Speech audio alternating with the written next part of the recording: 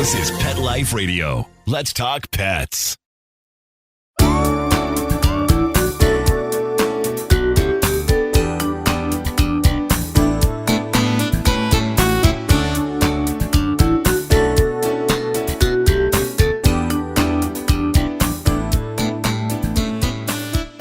Hi, I'm Jill Rappaport, and welcome to another edition of Rappaport to the Rescue. You know, I went to the most amazing event this week. I've talked about her before, Donna Karan, the incredible fashion designer. She has a beautiful home on the water in the Hamptons, and every summer she throws these very private movie screenings, and then you get to see a great film. She did one just this week, and we were all very socially aware of staying 6 feet apart, wearing our mask. Everybody was very safe and very conscientious.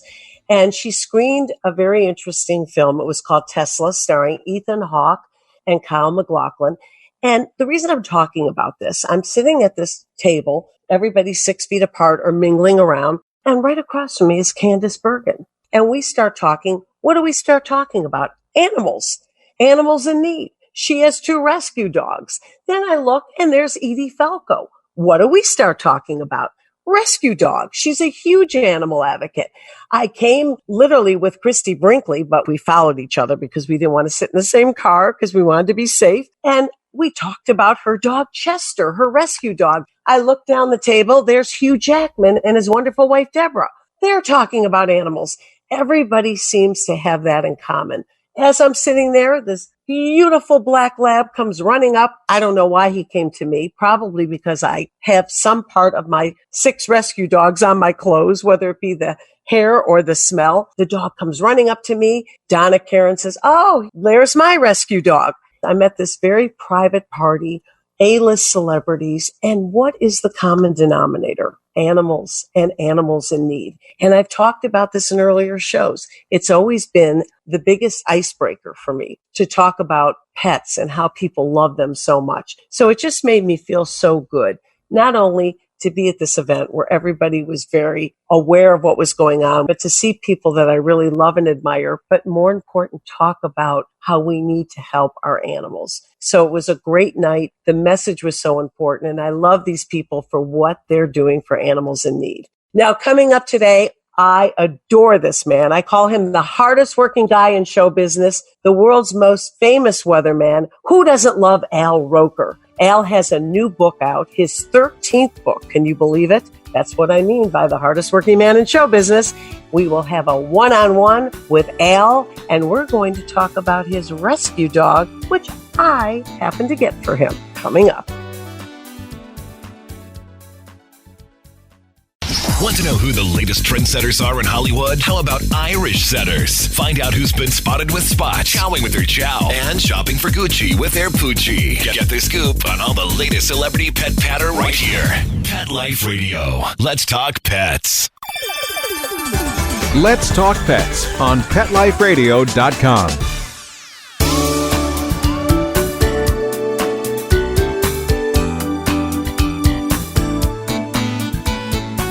Welcome back to Rappaport to the Rescue. I'm Jill Rappaport, and my guest today really needs no introduction because his credits are a mile long. He's the one and only Al Roker, by far the world's most famous weatherman. He's the host of the Today Show's Third Hour. He's an actor. He's been on Broadway. He's an author. He's written 13 books. And his latest one is Al Roker, You Look So Much Better in Person. Al, nobody works harder than you. Is retirement a 4-letter word for you? I don't think so. I mean, somebody else may decide it is, but I'm having too good a time. You know, it's look, it's a tough time right now, and a lot of people are suffering and going through really difficult times. But you know, for us, you know, we've been okay. We've been upstate and just kind of enjoying the summer, and fortunate that, you know, like a lot of folks, we can work from home. You know, a lot of people don't have that luxury. And, you know, I talked about how this is your 13th book. Every time I turn on the TV, there you are. You're in a million articles. It's unbelievable. And I would think in the beginning with this pandemic, and you were thinking to yourself, I'm coming out with a book, not the best timing. Yeah. But yet look at the publicity. Look at how many people cannot wait to talk to you about this book. Oh, thanks, Jill. It's funny. It originally was supposed to come out June 2nd. And I pleaded with the publisher. I said, can we push this back? Because, I just was worried we would be where we were, like in the middle of June, beginning of June, where, it was a really, really tough time in this country and quite frankly around the world. So, and look, we're still in a tough time, but, people are starting to come out of it a little bit, depending on where you live. And so, they acquiesced. And so we went with July 28th. And I think that's worked out better. And there's so many great stories in here, which we're going to get to in a moment. But our common denominator, I go back decades with you. When I was local at WCBS, you were at WNBC, and we've known each other. I always wanted to do a show with you. I had so much fun working with you for decades, literally 23 years on the Today Show. But I am the proudest of everything we've ever done together, all the segments we've done together. The thing that means the most to me is that I was able to facilitate the adoption of your beautiful Pepper. Bring Pepper into your home and with your family. Yeah, it's funny. She just turned 8, or we think around 8. And, she's become this little grande dame, but she's still, in the sense, kind of like a puppy. She'll run like crazy. She chases the Frisbee. She's had a great time up here because normally, we're in the city and it's harder for dogs to run. But up here, she's chasing squirrels and just having a good time. We're a little, we can't let her roam too far because we've got like coyote and fox and bear up here and peregrine falcons. And you heard about Meredith. Meredith Vieira was my first interview for this show.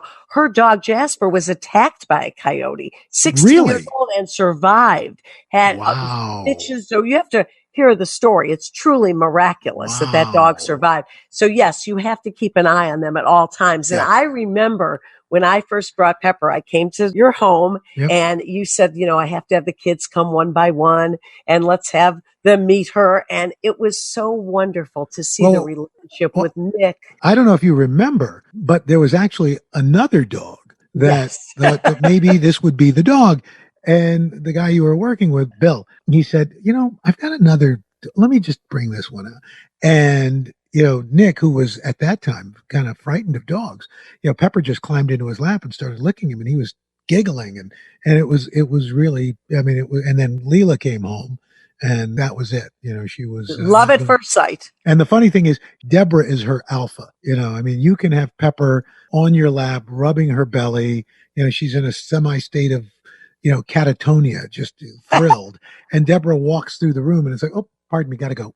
And she's, isn't that how you are too? Yeah, pretty much. Gotta go. Pretty much. Gotta go. And we should mention that you have been married 25 years. Yeah, it'll be 25 years in September. That is truly incredible. And, Al, I don't have to tell you, we've been hearing a lot of stories lately. This pandemic has been a little frightening in so many ways, but it's also put an incredible strain on a lot of relationships. And yet you two seem to have thrived. Well, look, we, like everybody, you have your moments, but you look at this and you've got to be filled with gratitude that you've got a good situation. You're not wanting, there's so many other people who are suffering. So, whatever little differences pop up, you're kind of like, okay, let's get over ourselves. That's right. And you learn to really understand what's going on and appreciate all of the gifts and blessings that you have. Not only Pepper, who I would imagine, your children, your life, but Pepper added a lot of joy and comfort during the pandemic because you really got to spend, I would imagine, quality time with her. Sure. You've never been with her so much. Yeah, no, I haven't traveled. And I took a trip to Tennessee to do something with Nick about 2 weeks ago. But up until then, the last time I traveled was the end of February. So it's been nice. I started a garden out back and this cooking show, isn't Nick doing a cooking show with you? Yeah, we're doing a little cooking thing that just kind of grew organically, no pun intended. But I was starting to do some Instagram cooking things. And Deborah said, why don't you have Nick help you, film them? And I said, okay. So it just kind of grew into this thing where to the point now where if I do anything without Nick cooking wise, people are like, where's Nick? We like you, but where's Nick? Where's Nick? Is he a better cook than Dad? No, he's not, but he's a funny kid.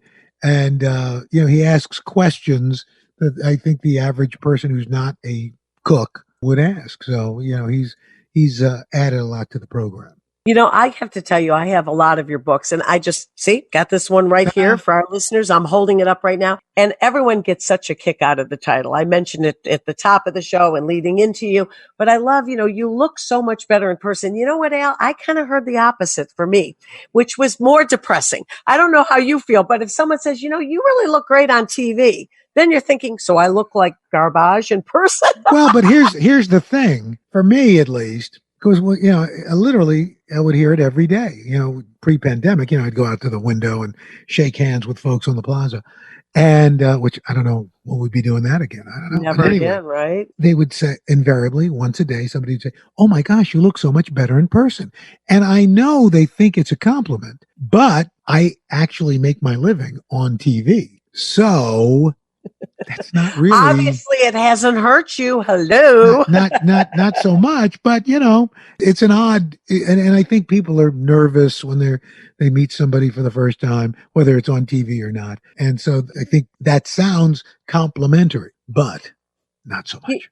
Well, I'll tell you, looking at you, people do really believe that you have the perfect life. I mean, they see you on TV, they know about your lifestyle, they see your beautiful family, you've got the wonderful rescue dog. And the book is very poignant because you really talk about so many things, chances you've taken, things that you've done, and always to not be afraid. And Leela was very instrumental in that messaging, right? Oh, absolutely. At one point, it's a chapter we break them up into what we call altruisms. And one of them is, always say yes, never say no. And I got a call from my agent wanting to know, would you want to be in the play Waitress, the musical? And I said, they want me to be the hunky Dr. Palmater, who woos Jenna. I said, no, they want you to be old Joe. Old Joe. Yeah, emphasize old. Old Joe. I mean, literally, almost every other actor who's played old Joe is like in their late 70s and early 80s. On their way out. Yeah, it's like, what does that say? Okay. In any event, so the guy said, my agent said, why don't you go watch the show, see if you don't want to do it. So Leela came with me, and at the time she was at LaGuardia School of Performing Arts, fame school. And show finishes, and I said, I don't think I can do this, sweetheart. She says, Dad, it's Broadway. Who says no to Broadway? I said, but there's a song. She goes, I timed it. It's 2 minutes and 20 seconds. You can talk on pitch, Isn't that amazing? But look at her parents. I said, but I said yes. And it was one of the most rewarding experiences of my life. So much so I went back a year later and did it for another 8 weeks. I mean, it was, and everybody said, well, how could you do that? The Today Show. It was so invigorating. And I think that's the thing. People say, I don't have time to write a book. And we find time to do the things we love. Yeah. I mean, and that's one of the things I say in the book is, if you want to make your day better, get up an hour earlier than you need to. That's what I live by. I always say, if you do what you love, you never work a day in your life. Yeah. So, it was fun writing the book, in that there were all these things that had happened that as I was talking it through, I had forgotten happened. And I thought, well, maybe now I better write this down because I'm getting old. It's going to be You're going to be old Joe. Old Joe, old Al sitting in the corner, and, Leela or Courtney saying to their kids, see, Grandpa actually used to do things instead of just being a veg over there, Yeah. Well, Leela taught you that very poignant and important lesson. Was there anything in your life that you passed up? And if Leela would have been there next to you, you would have done? I don't think so, because I've tried to say yes to as many things as I can.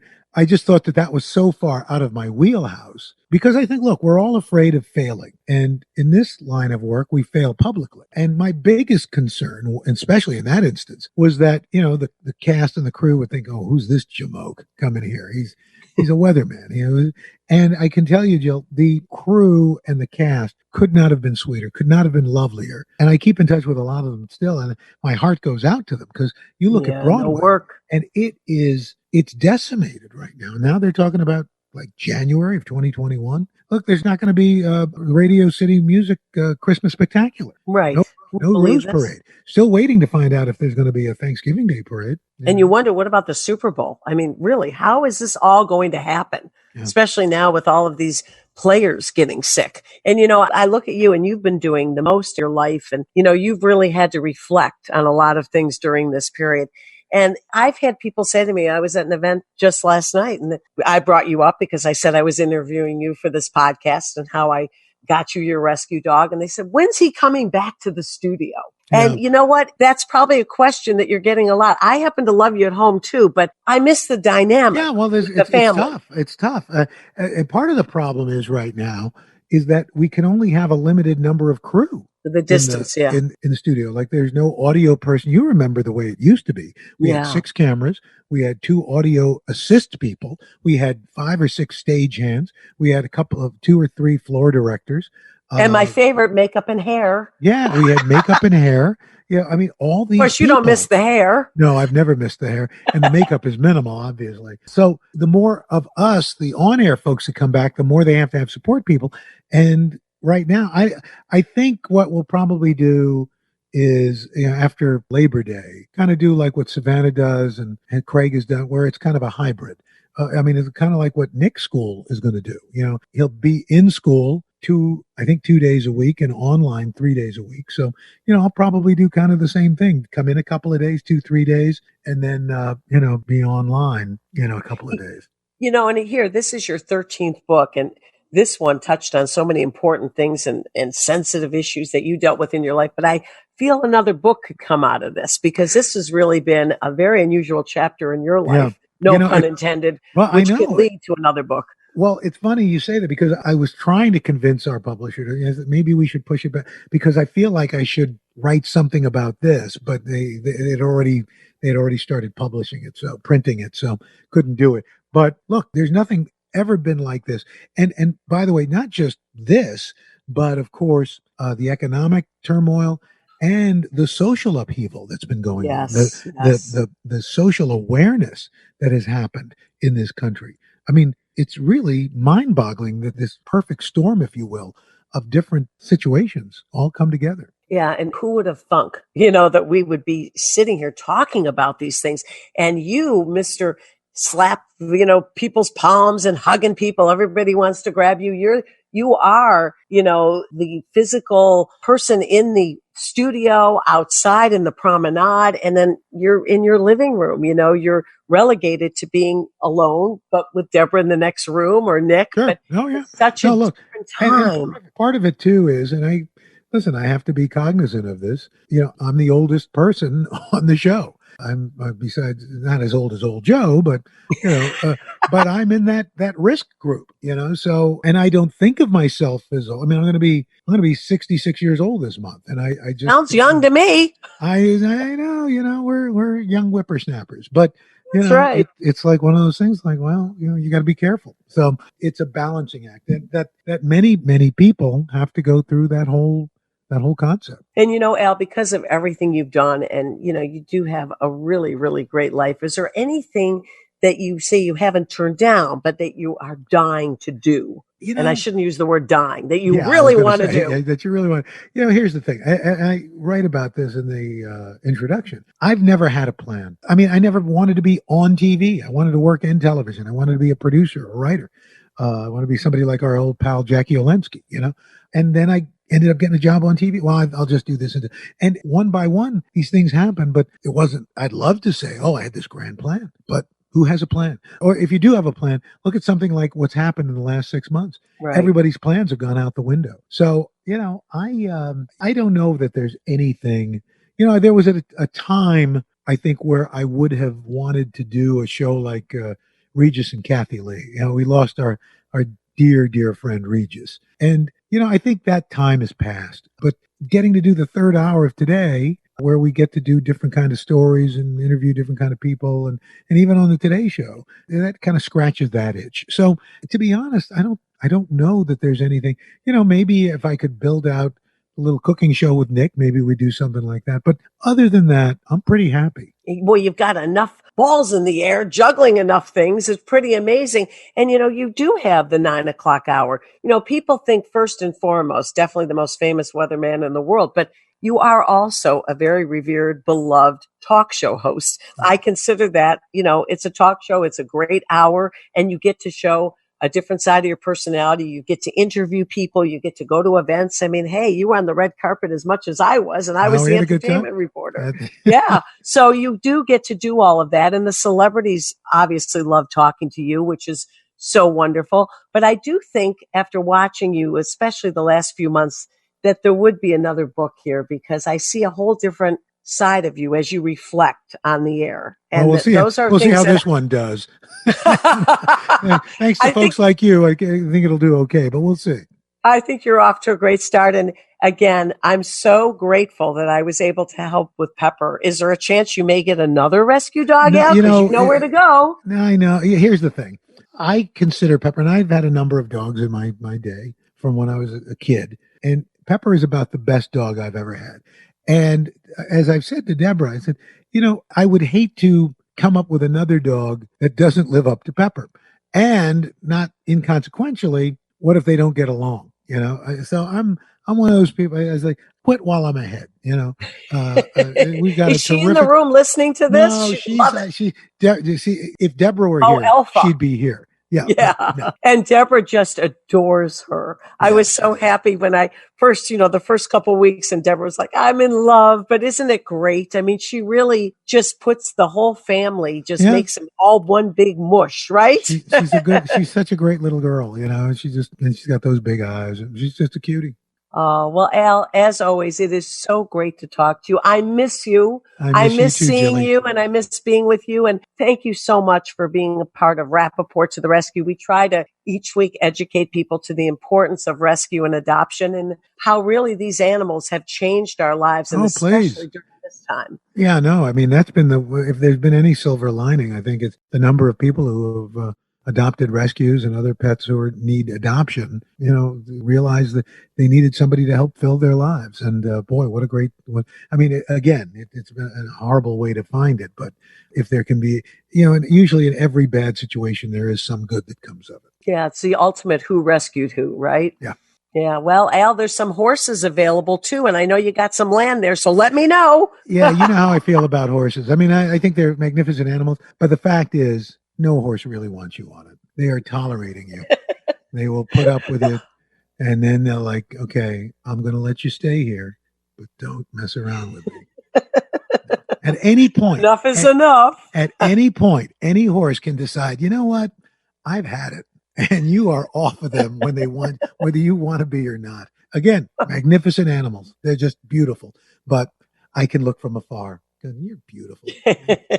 And pet the nose, right? Exactly. Well, thank you so much for your time. Hey, Trigger, why the long face? Yeah.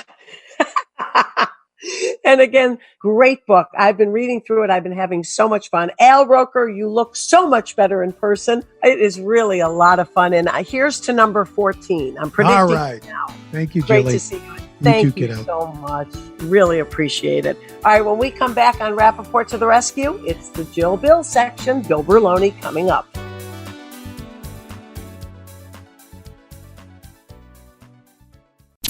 We wear fur, and we're damn proud of it. What? And our four legs. And our tail. And we go to the bathroom outside. Well, we may not be too proud of that. Sniff around. Then mark your spot right here. Pet Life Radio. Let's talk pets. Let's talk pets. Let's talk pets. On Pet Life Radio. Pet Life Radio. PetLifeRadio.com.